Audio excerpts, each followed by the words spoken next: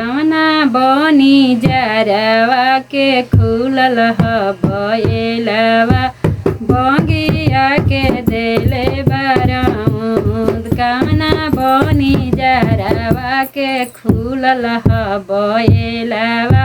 बगिया के देले बरमुद शिव बनी जरवा के खुलल ह बयलवा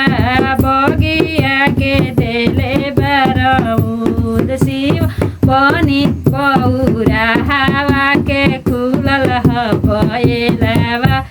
बगिया के देले बरमुद कौन फुलवा खैले बा कौन जुठी अइले बा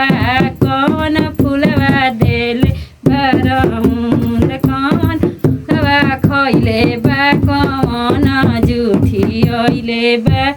कौन फुलवा देले बरमुद